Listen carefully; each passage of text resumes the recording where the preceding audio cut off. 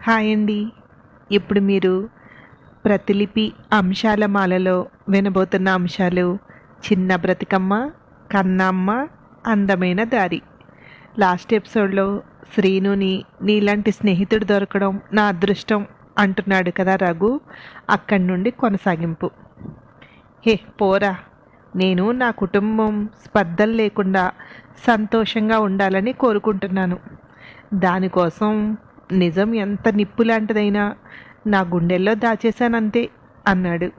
సరేలే పద, చీకటి పడింది అన్నాడు రఘు. రఘు ఇల్లు చేరేసరికి వీడియో కాల్ మాట్లాడుతున్నారు ముగ్గురు. అటెవరా అని చూశాడు. చందన వాళ్ళ అమ్మగారు. అందరు భోజనాలు అయ్యాక అత్తగారు పడుకుంటే కాళ్ళకి నూనె రాస్తోంది చందన. అమ్మా, కాళ్ళు నొప్పులా? రోజు ఇంత పని ఉండదుగా, ఈరోజు బాగా అలసిపోయి ఉంటావు అన్నాడు అమ్మ పక్కన కూర్చుంటూ రఘు. అలాంటిది ఏం లేదు, మీరు రావడం నాకు చెప్పలేనంత సంతోషంగా ఉంది. మిమ్మల్ని చూసిన దగ్గర నుండి పెద్దోడు గుర్తొస్తున్నాడురా. వాడుంటే ఇలాగే కలిసేవాళ్ళం కదా అంది బాధగా. అమ్మా, బాధపడకు, అన్నీ చక్కపడతాయి అన్నాడు. అది మారుతుందా? నా మనవల్ని నా దగ్గరికి రానిస్తుందా అంది దిగులుగా. అమ్మా, ఎక్కువ ఆలోచించొద్దు అన్నాడు రఘు. లోపల నుండి దీపు పిలుస్తున్నాడు. ఆ వస్తున్నా అంటూ చందన అటు వెళ్ళింది. పోనీలే అమ్మా, ఎందుకు ఎక్కువ ఆలోచించకు, వాళ్ళు బాగానే ఉన్నారు. అన్నయ్య ఉద్యోగం వదిలించేస్తోంది, పిల్లలు చదువుకుంటున్నారు అన్నాడు. నువ్వు ఈ మధ్య చూసావా చిన్నోడా అంది. 4 నెలలు అవుతుంది. ఇంకో 2 నెలల్లో అన్నయ్య ఆప్తికి వస్తుంది కదా, అప్పుడు పిల్లల్ని తీసుకురమ్మందాం అన్నాడు అనునయంగా. పిల్లల్ని తీసుకొస్తుందంటావా అంది ఆశగా. అమ్మా, వాళ్ళు వద్దనుకుంటున్నారని మనం దూరంగా ఉంటే ఇంకా దూరం పెరుగుతుంది. నేను మాట్లాడతాను వదినతో అన్నాడు. సరేలే. సంజు అంటే మీ నాన్నకి ఎంతో ఇష్టం రా. మన ఇంట్లో ఫస్ట్ పసిపిల్లరాది, దసరాలలో పుట్టింది. మీ నాన్న దానిని చూసి మురిసిపోయేవారు. ఇది మన చిన్న బ్రతుకమ్మ, మన జీవితాలలో సంతోషాలు నింపడానికి వచ్చింది అనేవారు. నువ్వు చెబితే వింటుందంటావా అంది. వినకపోతే వినే వరకు చెప్తాను. ఏ మనిషి అయినా మారతాడు, ఎప్పటికీ ఒకేలా ఉండరమ్మా ఎవరైనా. నీకెందుకు, నీ చిన్ని బ్రతుకమ్మని నువ్వు చూసేలాగా చేస్తాను. ఏం ఆలోచించకు, పడుకో అని లైట్ ఆఫ్ చేసి బయటకు వచ్చేశాడు రఘు. తర్వాతి రోజు తెల్లవారుజామున 5 గంటలకే ఫోన్ రింగ్ అవుతోంది. గమ్మున ఫోన్ లిఫ్ట్ చేశాడు రఘు. హలో, నేనురా శ్రీని అన్నాడు అటు నుండి. ఏంటి శ్రీను ఈ టైంకి అన్నాడు రఘు. ఆశ్రమం నుండి ఫోన్ వచ్చింది రమ్మని, మేం వెళ్తున్నాం, నువ్వు కూడా వస్తావా అన్నాడు. సరే అలాగే వస్తాను అన్నాడు రఘు. 6:30కే బయలుదేరుతున్నాం అన్నాడు. సరే, ఆ టైంకి నేను అక్కడ ఉంటానులే అన్నాడు. థ్యాంక్స్ రా అంటుంటే పర్లేదురా అన్నాడు. రఘు 6 గంటలకే బయలుదేరుతూ చందనతో, చందన, మన బస్సు సాయంత్రం 8 గంటలకి, నువ్వన్నీ రెడీగా సర్దిపెట్టు అన్నాడు. మీరు రావడం ఆలస్యం అవుతుందా అంది. ఎందుకైనా మంచిది అన్నీ రెడీ చేసి ఉంచు అన్నాడు. ఆలస్యం అవుతుందంటారా? తొందరగా వచ్చేస్తారుగా. నేను రేపు ఆఫీస్కి వెళ్ళాలి, బస్సు మిస్ అయితే కష్టం అంది. లేదు, నువ్వు అన్నీ రెడీ చేస్తే ఆలస్యం అయినా ఈజీ కదా అని చెప్పాను. ఈలోపే వచ్చేస్తాను అన్నాడు. రఘు శ్రీను ఇంటికి వెళ్ళేసరికి అందరూ సిద్ధంగా ఉన్నారు. అందరూ కలిసి బయలుదేరారు. శ్రీను డ్రైవ్ చేస్తుంటే రఘు పక్కన కూర్చున్నాడు. వెనక శ్రీను తల్లి, భార్య. కారులో మౌనం రాజ్యమేలుతోంది. 2 గంటల తర్వాత ఆశ్రమం చేరారు. సుధా దిగింది కానీ చిన్నగా కంపిస్తోంది. చాలా ఎమోషనల్గా ఉంది. శ్రీను వాళ్ళ అమ్మంక చూస్తూ సుధాని చూపించాడు రఘు. ఆవిడ వెళ్ళి కోడల చుట్టూ చేతిని వేసి పట్టుకుంది. అత్తయ్య, నేను అమ్మనవుతున్నాను.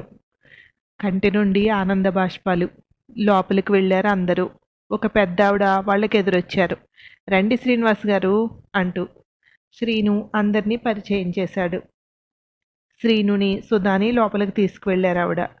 వీళ్ళిద్దరూ బయట కూర్చున్నారు. వాళ్ళ ముగ్గురు బయటకు వచ్చాక అందరినీ ఒక హాల్లోకి తీసుకువెళ్ళారు. అక్కడ పిల్లలందరూ ఆడుతున్నారు. ఒక చిన్న పాప ఏడుస్తోంది. అందరి దృష్టి అటు వెళ్ళింది. అందరూ అటే చూస్తున్నారు. నిండా 3 సంవత్సరాలు కూడా ఉండవు. ఒక ఆమె ఊరుకోపెడుతుంటే ఏడుస్తూ ఉంది పాప. సుధా అటు వెళ్ళింది. దగ్గరికి వెళ్ళి చేతులు చాచింది. వెంటనే వచ్చేసింది. ఏడుపాపి సుధానే చూస్తోంది. మేడం, ఆ పాప అని ఆగిపోయాడు శ్రీను. తల్లిదండ్రులిద్దరూ యాక్సిడెంట్లో చనిపోయారు. లక్కీగా పాపకేం కాలేదు. ఆ పాప పేరెంట్స్ ఇద్దరిది ప్రేమ వివాహం అట. ఆ పాపని తీసుకువెళ్ళటానికి ఎవ్వరూ ఇష్టపడలేదు. అలా మా దగ్గరికి చేరింది అన్నారావిడ. సుధా ఫిక్స్ అయింది ఆ పాపే అని. శ్రీను తల్లి మాత్రం అబ్బాయిని తీసుకోవాలనుకుంది. కానీ కోడల మాట కాదనలేకపోయింది. ఆమె ఆలోచనలో తన కొడుకు వల్ల మాతృత్వానికి నోచుకోలేదు కోడలు అని. ఆ పాప కూడా సుధాను వదిలి ఎవరి దగ్గరికి వెళ్ళట్లేదు. ప్రాసెస్ అంతా అయ్యి పాపతో బయలుదేరేసరికి 3 గంటలు పట్టింది. దారిలో తిని పాపకు కావలసిన కొనుక్కుని బయలుదేరారు. కంగ్రాచులేషన్స్ ఇద్దరికి, అమ్మ నాన్న అయినందుకు అన్నాడు రఘు కారులో కూర్చున్నాక.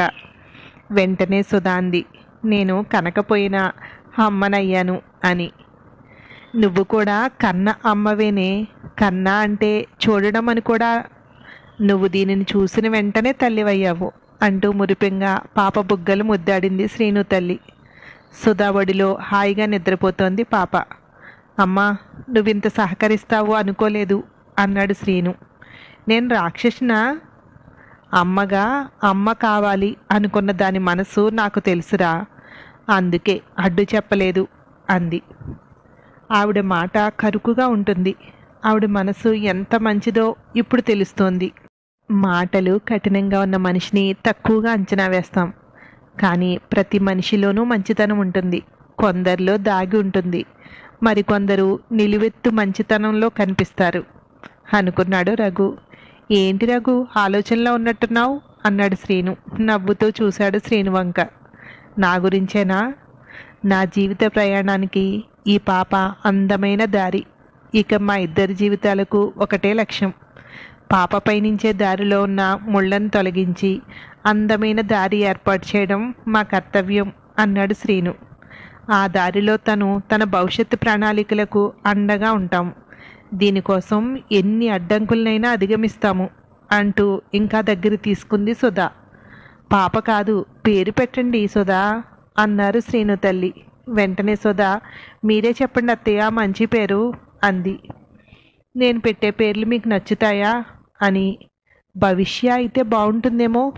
మీ భవిష్యత్తుకు అది, దాని భవిష్యత్తుకు మీరు. అందుకే అలా అనిపించింది అన్నారావిడ.